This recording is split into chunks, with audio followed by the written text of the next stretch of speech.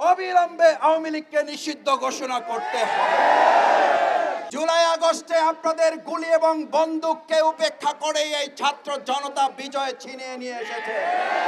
সকল দেশপ্রেমিক জনতার দাবি ছিল এই আওয়ামী লীগ সরকারের পতন ঘটিয়ে তাদেরকে নিষিদ্ধ করতে হবে। আজ এই দাবি শুধুমাত্র কোনো একটি দল বা কোনো ছাত্র জনতার কোনো অংশের নয়, এটি বাংলাদেশের সকল দেশপ্রেমিক জনতার দাবি। এখানে যারা এসেছে তাদের দলের পরিচয় বড় নয়, তারা বাংলাদেশ। এখানে যারা এসেছে তুমি কে আমি কে, বাংলাদেশ বাংলাদেশ। আজ বাংলাদেশ দাবি তুলেছে। বাংলাদেশ যখন দাবি তুলেছিল আওয়ামী লীগের পতন হতে হবে, আওয়ামী লীগের পতন শুধু হয় নাই, আওয়ামী লীগ গোষ্ঠী শুদ্ধ দেশ ছেড়ে পালিয়েছে।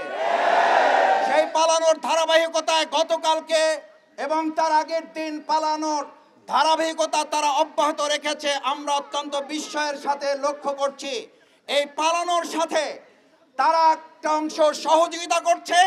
আর আজ এখানে যখন আওয়ামী লীগ নিষিদ্ধের দাবি উঠেছে, কেউ কেউ এই গণতান্ত্রিক আন্দোলনকে দমিয়ে দেওয়ার জন্য ডানে বামে থেকে এখনো আমাদেরকে আটকে দেওয়ার অপচেষ্টা চালাচ্ছেন। এটা ভালো লক্ষণ নয়, এটা ভালো লক্ষণ নয়।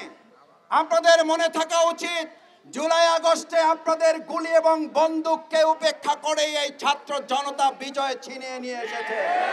টানা সপ্তমবারের মতো বেস্ট টিস্যু পেপার ব্র্যান্ড হিসেবে স্বীকৃতি পেয়েছে বসুন্ধরা টিস্যু।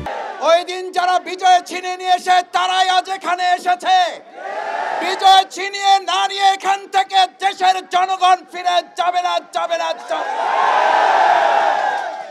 আজ এখানে রাজনৈতিক দলের নেতা হিসাবে বাংলাদেশ জামাত ইসলামী আসে নাই।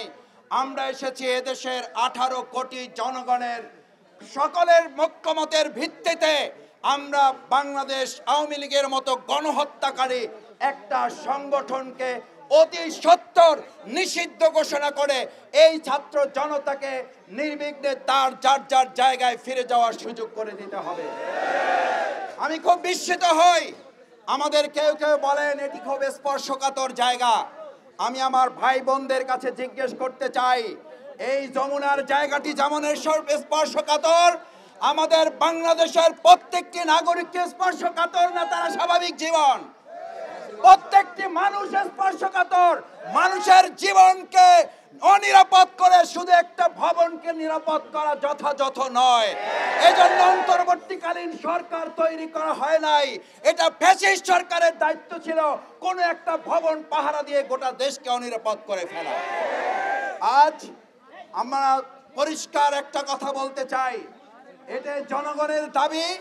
জনগণের দাবির প্রেক্ষিতে আমরা আশা করব বর্তমান অন্তর্বর্তীকালীন সরকারকে যে ছাত্র জনতায় ক্ষমতায় বসিয়েছে, সেই ছাত্র জনতা দাবি তুলেছে অবশ্যই আওয়ামী লীগকে নিষিদ্ধ করতে হবে। আমরা আজকে দুপুর পার করতে চাই না, তার আগে সকল রাজনৈতিক দলমত নির্বিশেষে ডেকে অবিলম্বে আওয়ামী লীগকে নিষিদ্ধ ঘোষণা করতে হবে।